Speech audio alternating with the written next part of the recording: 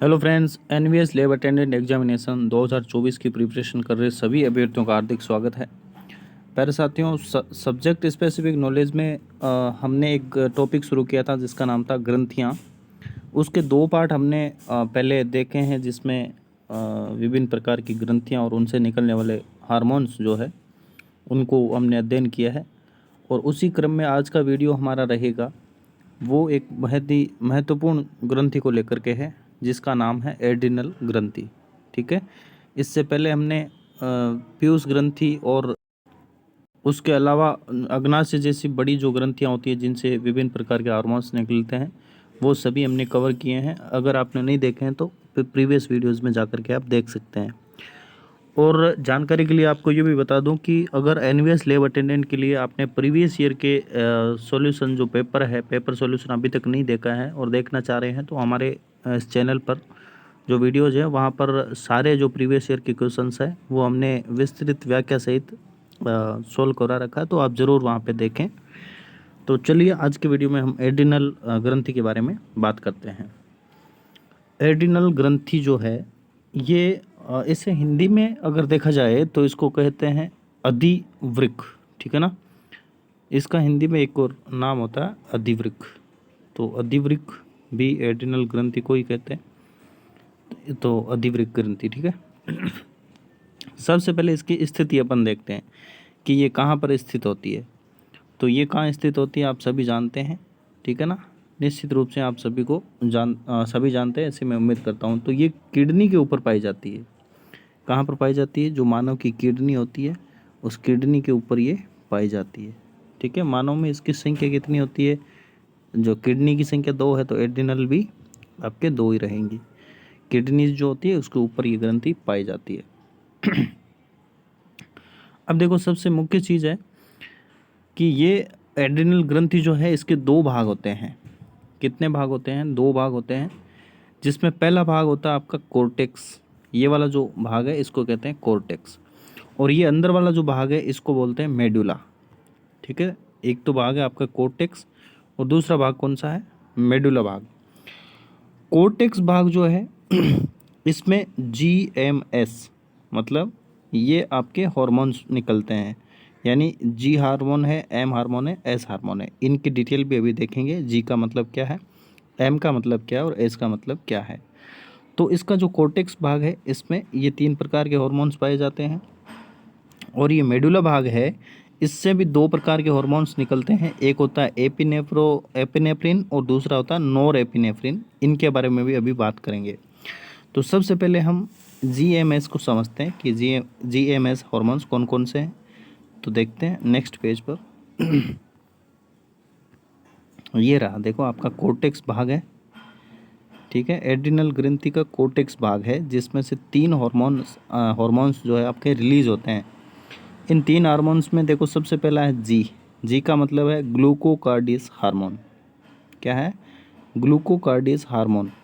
तो इस ग्लूकोकार्डियस हार्मोन को समझते हैं कि इससे क्या होता है और मतलब ये हमारे शरीर में क्या क्या चेंजेस लाता है।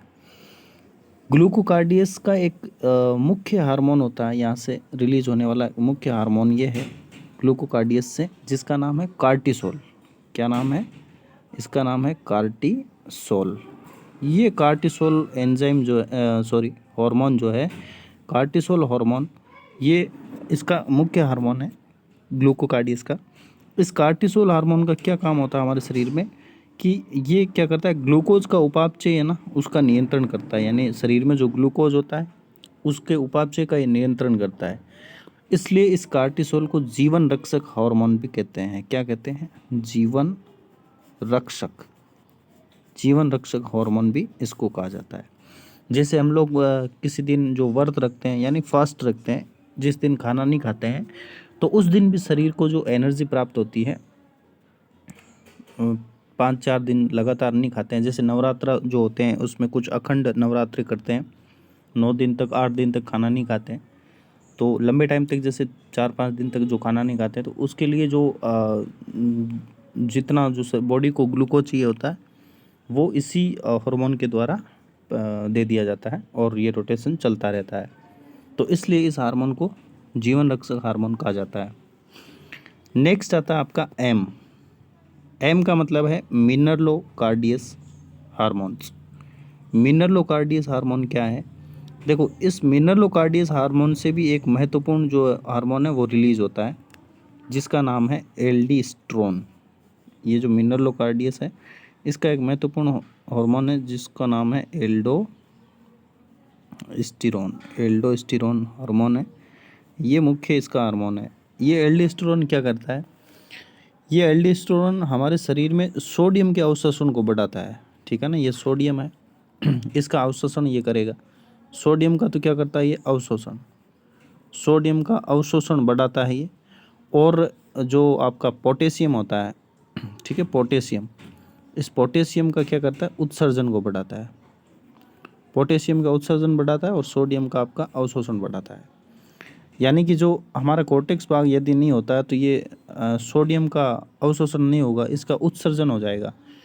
मतलब कोर्टेक्स का हमारा जो मिनरलोकार्डियस वाला पार्ट नहीं होता है ना हमारे शरीर में, तो इसका काम क्या हुआ कि मिनरलोकार्डियस हमारे सोडियम का अवशोषण करता है। जब ये नहीं होगा तो सोडियम का अवशोषण ही नहीं होगा, और जब सोडियम का अवशोषण नहीं होगा तो सारा का सारा सोडियम हमारे शरीर से बाहर निकल जाएगा, तो इससे व्यक्ति की मृत्यु हो जाती है। ठीक है ना तो ये एक अलग से नोट आप जैसे देख सकते हैं कि यदि किसी व्यक्ति से, अगर आपसे ये प्रश्न पूछा जा सकता है कि किसी व्यक्ति के शरीर से यदि, देखो ऐसे पूछा जा सकता है कि किसी व्यक्ति के एड्रिनल ग्रंथि का जो कोर्टेक्स भाग है उसको यदि हटा दिया जाए तो व्यक्ति की तुरंत मृत्यु हो जाएगी। क्यों हो जाएगी? क्योंकि सोडियम का उत्सर्जन हो जाएगा, सारा का सारा सोडियम है वो उत्सर्जित हो जाएगा, इसलिए व्यक्ति की जो है मृत्यु भी हो सकती है, तुरंत मृत्यु हो जाएगी। अब देखो, दो रोग अपन यहाँ पे देख लेते हैं। जैसे मान लो ये सोडियम है, मान लो ये सोडियम है हमारे शरीर में। अगर सोडियम की मात्रा है, जैसे मान लो सोडियम हमारे शरीर में अगर ज़्यादा हो गया है, ठीक है, ज़्यादा ज़्यादा जब हो जाएगा ना तो इसको हम कहते हैं हाइपर। क्या कहते हैं? हाइपर। ज़्यादा को हाइपर कहते हैं और सोडियम को नेट्रियम कहते हैं। ठीक है ना, नेट्रियम का मतलब सोडियम ही होता है, सोडियम का साइंटिफिक नेम नेट्रियम होता है। और जब इसकी कमी हो जाएगी शरीर में, सोडियम की कमी, तो इसको हाइपो कहते हैं। कमी को कहते हैं हाइपो, हाइपो हाइपोनेट्रियम। यानी ये जो दो रोग हैं सोडियम के कमी से और अधिकता से होने वाले जो रोग है, यानी सोडियम की मात्रा ज़्यादा हो जाती है तो हाइपरनेट्रियम रोग हो जाता है रक्त में, और रक्त में अगर सोडियम की कमी हो जाएगी तो हाइपोनेट्रियम रोग हो जाता है मतलब इनको ये कहते हैं, जैसे सोडियम की अधिकता है तो इसको हाइपोनेट्रियम कहेंगे, और सोडियम की अगर रक्त में कमी है तो इसको हाइपोनेट्रियम कहेंगे। ठीक इसी प्रकार से जब पोटेशियम की कमी हो जाएगी तो पोटेशियम की मात्रा है अधिक हो जाएगी तो उसको हाइपरकैलेमिया कह देंगे, और पोटेशियम की मात्रा कम हो जाएगी तो उसको हाइपोकैलेमिया कह देंगे। ये एक एक्स्ट्रा जानकारी जो आपको याद ना भी रहे तो कोई दिक्कत नहीं। अब देखो, हम दो चीज़ें हम पढ़ चुके हैं, कौन कौन सी? एक तो आपका ग्लूकोकार्डियस, एक मिनरलोकार्डियस। तीसरा आपका हार्मोन बचता है एस। एस का मतलब ये सेक्स हार्मोन यानी लिंग हार्मोन। अब लिंग हार्मोन का क्या काम होता है? लिंग हार्मोन जो है, अगर पुरुषों में इस हार्मोन की अधिकता हो जाएगी, पुरुषों में इस हार्मोन की जो अधिकता हो जाती है तो पुरुषों में महिलाओं के लक्षण प्रकट होने लगते हैं, जिसे गायनेकोमेस्ट्रिज्म कहते हैं। क्या कहते हैं? गायनेको गायनेको गायनेकोमेस्ट्रिज्म। गायनेको आपका मेस्ट्रिज्म। गायनेकोमेस्ट्रिज्म क्या होता है? यानी कि पुरुषों में इस हार्मोन की जो अधिकता होती है तो महिलाओं के लक्षण आ जाते हैं, और दूसरी चीज़, महिलाओं में इस हार्मोन की अधिकता होती है तो पुरुषों के गुण आ जाते हैं। तो महिलाओं में जब पुरुषों के गुण आएंगे तो ऐसी स्थिति को क्या कहते हैं? विरलिज्म कहते हैं। ऐसी स्थिति को क्या कहते हैं? विरलिज्म। विरलिज्म कहते हैं आपका, विरलिज्म। विरलिज्म क्या है? महिलाओं में पुरुषों के गुण आना, इसे विरलिज्म कहा जाता है। तो ये आपके 3 हार्मोन्स थे जो कोर्टेक्स भाग से रिलीज होते हैं। अब इसका एक भाग और हमने देखा था, देखो दूसरा भाग क्या था? मेडुला भाग। कोर्टेक्स भाग के जो हार्मोन्स होते हैं उनको हमने पढ़ लिया। मेडुला भाग से कौन कौन से हार्मोन्स निकलते हैं इनके बारे में जानकारी लेते हैं। तो ये देखो यहाँ पर आपका मेडुला भाग, इस मेडुला भाग से आपके दो हार्मोन रिलीज होते हैं जिनका नाम है एपिनेफ्रिन और नॉरएपिनेफ्रिन। ठीक है, ये दो हार्मोन्स हैं जो आपके मेडुला भाग से रिलीज होते हैं। इन दोनों को जैसे मान लो सम्मिलित रूप से हम इन दोनों को एड्रिनल हार्मोन कहते हैं। जैसे इन दोनों को सम्मिलित रूप से हम क्या कह सकते हैं, एड्रिनल हार्मोन, एड्रिनलिन हार्मोन। ठीक है ना, एड्रिनलिन हार्मोन इसको कहा जाता है। दोनों को सम्मिलित रूप से हम एड्रिनलिन हार्मोन इसको कह सकते हैं। ठीक है, ये एड्रिनलिन हार्मोन इसको कहा जाता है सम्मिलित रूप से।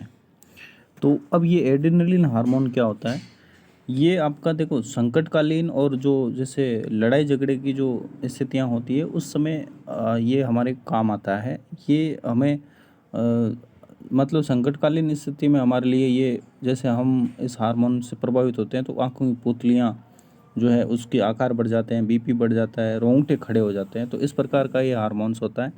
यानी कि ये जो हमारे कह सकते हैं, यूँ कह सकते हैं कि जो क्रोध, चिंता, उत्तेजना ऐसी अवस्थाएं होती हैं, इसमें हम तनाव महसूस करते हैं तो उस तनाव के संयोजन का कार्य ये करता है। तो ये इसका मुख्य कार्य होता है। इसलिए इस हार्मोन को लड़ाई झगड़े का हार्मोन भी कह सकते हैं। ठीक है, और एंड टाइम पे अपन कुछ सूझता नहीं है तो करो या मरो, मतलब कुछ करो या मरो, तो इसको करो या मरो हार्मोन की संज्ञा भी देते हैं। यानी करो या मरो भी इसको कह सकते हैं, करो या मरो हार्मोन। करो या मरो हार्मोन भी इसी का अन्य नाम है। इसका अन्य नाम और क्या, लड़ाई झगड़े का हार्मोन भी इसी कहते हैं और संकटकालीन हार्मोन भी इसी हार्मोन को कहा जाता है। अब क्या होता है, संकटकालीन हार्मोन है, इसमें बीपी वगैरह भी बढ़ जाएगी, हृदय दर्द तो बढ़ती है और हमारे रोंगटे जो हैं वो खड़े होने लगते हैं। तो ये आपका मेडुला भाग से दो एपिनेफ्रिन, नॉरएपिनेफ्रिन ये जो है रिलीज होते हैं। इनको सम्मिलित रूप से एड्रिनल हार्मोन कहा जाता है और यही हमारा संकटकालीन हार्मोन होता है। अब देखो इन्हें एक पेज लेता हूँ मैं, इन्हें है ना 3F हार्मोन कहा जाता है। ये आप इम्पोर्टेंट याद रखें, 3F हार्मोन। 3F हार्मोन भी इसी को ही कहा जाता है। क्यों कहते हैं, 3F का मतलब है कि इसमें 3 F आते हैं, F और F, मतलब F और F। पहला F जो है उसका मतलब फियर। ठीक है ना, फियर यानी डर का हार्मोन, फियर, फ्लाइट और फाइट। ठीक है, GST, फियर, फाइट और फ्लाइट, ये आपका, इसलिए इसको 3H हार्मोन कहा जाता है। नेक्स्ट आता है कि इसको अपन 3F के अलावा 4S ग्रंथि भी कह सकते हैं। जो एड्रिनल ग्रंथि है इसको हम 4S ग्रंथि कह सकते हैं। 4S मतलब क्या हुआ, इसमें 4 S आते हैं। अब 4 S कौन कौन से, एक S का मतलब आपका हुआ शुगर। ठीक है, आपका शुगर हुआ। ठीक है, दूसरा S जो है उसका मतलब हो जाएगा साल्ट, SALT। ठीक है, तीसरा S जो है आपका उसका मतलब हो जाता है सेक्स, और चौथा S है उसका मतलब आपका हो जाता है स्ट्रेस। एक S लास्ट का आएगा, स्ट्रेस, STRESS, यानी स्ट्रेस का हार्मोन।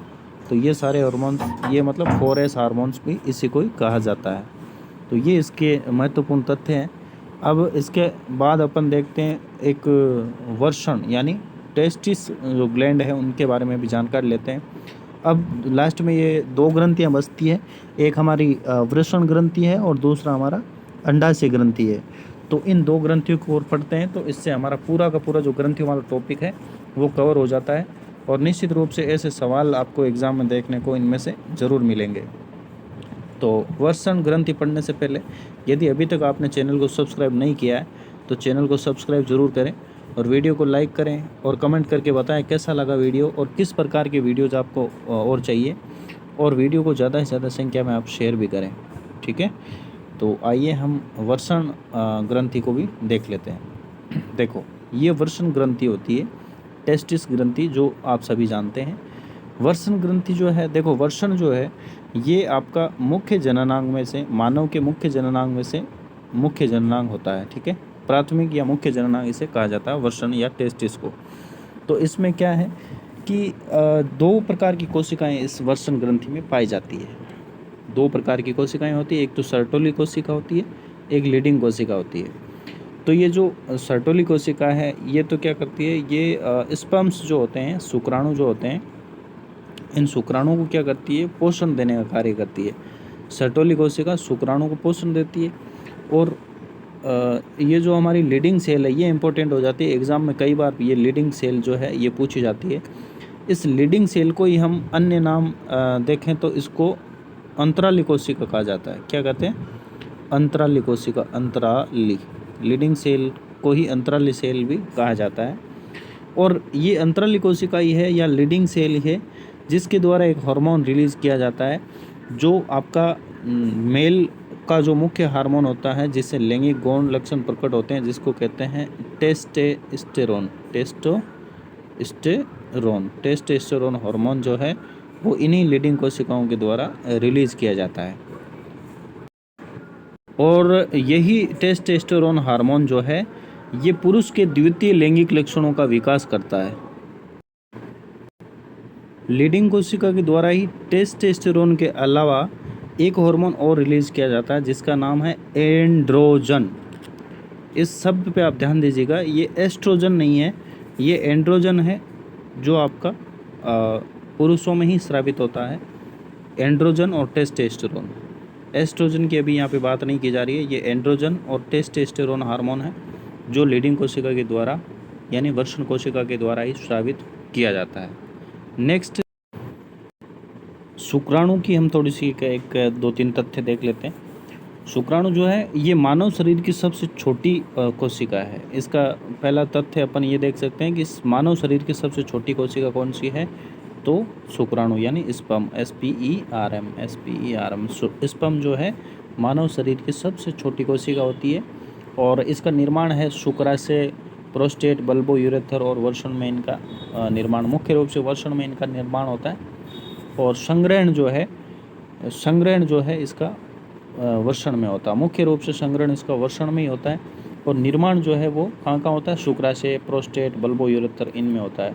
लेकिन इनका जो संग्रहण है वो वर्षण के अंदर ही होता है, संग्रहण वर्षण में होता है, ठीक है। और जो एक शुक्राणु होता है इसकी आकृति कुछ इस प्रकार से होती है, जैसे मान लो ये रहा आपका शुक्राणु इस प्रकार से, ये ऊपर से बड़ा, ये इस प्रकार से, और ये इसकी पूंछ भी होती है।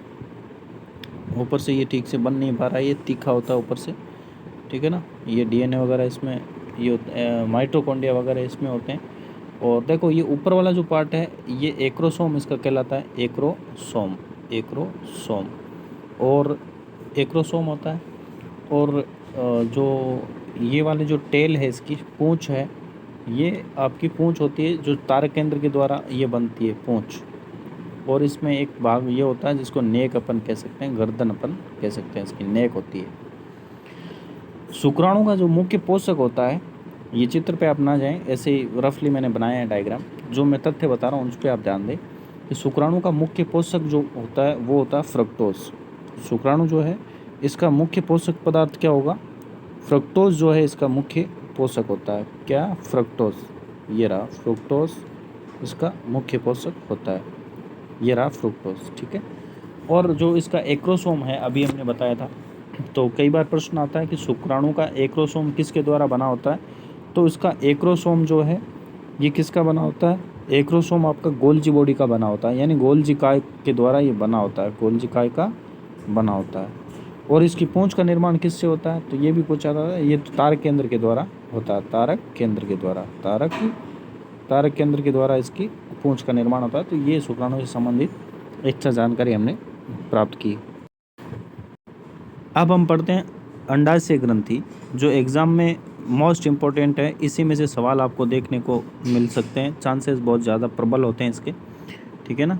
तो अंडाशय ग्रंथि की जब अपन बात करते हैं तो ये क्या है कि इसकी जो दो भित्तियाँ जो होती है अंडाशय की, उसमें एक कार्पस ल्यूटियम नाम की एक भित्ति है और एक होता है ग्रेफिन फॉलिकल। तो देखो कार्पस ल्यूटियम जो भित्ति है, यानी कि कार्पस ल्यूटियम क्या होता है, ये मैं आपको एक लाइन से आपको बता देता हूँ कि कार्पस ल्यूटियम क्या होता है। मतलब जो अंडोत्सर्ग होता है यानी कि जो अंडोत्सर्ग उसके बाद अंडाणु बाहर आता है, तथा जो अंडाणु जो बाहर आएगा ना, उस अंडाणु के चारों ओर की जो पुटक कोशिकाएं होती है वो अंडाशय की दीवार पर इकट्ठे होने लगती है ना। साइड में जो उस अंडाशय के जो दीवार है उस पर वो इकट्ठी हो जाएगी। जो इकट्ठी होने वाली जो ये दीवार है इसको अपन कार्पस ल्यूटियम कहते हैं, ठीक है ना, कार्पस ल्यूटियम। और यही जो कार्पस ल्यूटियम है इसके द्वारा एक हार्मोन रिलीज किया जाता है जिसका नाम है प्रोजेस्टेरॉन। प्रोजेस्टेरॉन ये आप याद रखें। तो प्रश्न ये पूछा जाता है कि प्रोजेस्टेरॉन हार्मोन किसके द्वारा रिलीज किया जाता है या स्रावित किया जाता है, तो कार्पस ल्यूटियम के द्वारा। अग्नाशय ग्रंथि से तो होता ही है, लेकिन अग्नाशय का ही एक पार्ट है कार्पस ल्यूटियम, इससे ये प्रोजेस्टेरॉन हार्मोन रिलीज होता है। नेक्स्ट आपको प्रश्न पूछा जा सकता है कि ग्रेफिन फॉलिकल से कौन सा हार्मोन रिलीज होता है, तो इसका मतलब आप जवाब क्या दे सकते हैं, एस्ट्रोजन हार्मोन है ये ग्रेफियन फॉलिकल, यानी ग्राफियन जो पुटिका होती है उसके द्वारा एस्ट्रोजन हार्मोन का रिलीज होता है, एस्ट्रोजन हार्मोन का स्राव होता है। अब देखो 3 चीज़ें इसमें थी, पहला था कार्पस ल्यूटियम, दूसरा था ग्रेफिन फॉलिकल, और एक सबसे महत्वपूर्ण आ जाता है अपरा। इस अपरा के द्वारा भी कुछ हार्मोन रिलीज किए जाते हैं जो कि इस प्रकार से हैं। अपरा के द्वारा एक तो HCG हार्मोन रिलीज किया जाता है और एक रिलैक्सिंग हार्मोन रिलीज किया जाता है। तो आइए समझते हैं कि HCG हार्मोन क्या है। इससे पहले अपन ये जानें कि जो कार्पस ल्यूटियम है हमारा, इससे जो प्रोजेस्टेरॉन हार्मोन निकलता है तो ये क्या करता है, तो ये महिलाओं में अंड निर्माण में सहायक होता है, और जो मेन्स्ट्रुअल साइकिल होता है यानी MC साइकिल है उसका नियंत्रण करता है, और गर्भधारण में भी ये सहायक होता है, यानी इसको प्रेगनेंसी हार्मोन भी अपन कह सकते हैं। और जो आपका ग्रेफियन फॉलिकल है यानी जो ग्राफियन पुटिका है, इससे जो स्रावित होने वाला हार्मोन है जिसको अपन एस्ट्रोजन हार्मोन कहते हैं, ये एस्ट्रोजन हार्मोन है, इसकी वजह से ही आपका द्वितीयक लैंगिक लक्षण जो है वो प्रकट होते हैं। तो ये आपकी इसकी जानकारी थी, ठीक है। तो ये एस्ट्रोजन और प्रोजेस्टेरॉन की आपकी जो जानकारी है, इसके जो कार्य है वो भी हमने जान लिए। अब आइए अपरा के जो HCG हार्मोन है इनका क्या काम होता है और इसका पूरा नाम भी क्या है ये जानते हैं, ठीक है। तो अपरा के द्वारा, यानी अपरा मतलब प्लेसेंटा, आप समझ चुके हैं। प्लेसेंटा वो एक पाइप सी जो होती है संरचना जिससे बच्चा गर्भ में माँ के द्वारा जुड़ा रहता है और भोजन जो है वो माँ से ही प्राप्त करता है, प्लेसेंटा के माध्यम से, ठीक है। तो पोषण प्राप्त करता है, मतलब जिस माध्यम से माता के गर्भ में ही बच्चा जो है पोषण प्राप्त करता है उस माध्यम को प्लेसेंटा कहते हैं, ठीक है। ये प्लेसेंटा हो गया। अब इसके द्वारा HCG हार्मोन है वो रिलीज होता है। तो HCG हार्मोन की फुल फॉर्म अगर देखा जाए तो एक नेक्स्ट पेज लेता हूँ मैं इस नेक्स्ट पेज पे मैं आपको बता देता हूँ। HCG को कहते हैं ह्यूमन आपका देखो ह्यूमन कोरोनिक आपका गोनेडोट्रोपिक हार्मोन, गोनेडो ठीक है, गोनेडोट्रोपिक हार्मोन, ये आपका हार्मोन होता है HCG, human chorionic gonadotropic hormone. ये HCG का पूरा नाम होता है। और इसी हार्मोन को किसको, HCG हार्मोन को ही क्या कहते हैं, आपका प्रेगनेंसी टेस्ट हार्मोन कहा जाता है। HCG हार्मोन है, इसी हार्मोन को प्रेगनेंसी टेस्ट हार्मोन कहा जाता है। HCG हार्मोन जो है ये HCG हार्मोन है, इसको आपको प्रेगनेंसी टेस्ट जो है इसी हार्मोन को कहा जाता है, प्रेगनेंसी टेस्ट भी कहा जाता है, ठीक है। और अब देखो दूसरा इसका नाम क्या था, दूसरा था आपका रिलैक्सिंग हार्मोन। तो इसकी हमने पहले भी चर्चा की थी, जो अपरा के द्वारा ये स्रावित होता है रिलैक्सिंग हार्मोन। ये क्या करता है, जो श्रोणी जो होती है उसमें शिथिलन करता है और जिससे बच्चे का जन्म जो है आसानी से हो सके, यानी कि इसको ये कह सकते हैं कि बच्चे के जन्म में सहायक हार्मोन है, जन्म में सहायक हार्मोन रिलैक्सिंग हार्मोन है। तो ये इसके अपरा के द्वारा स्रावित होने वाले 2 हार्मोन्स थे।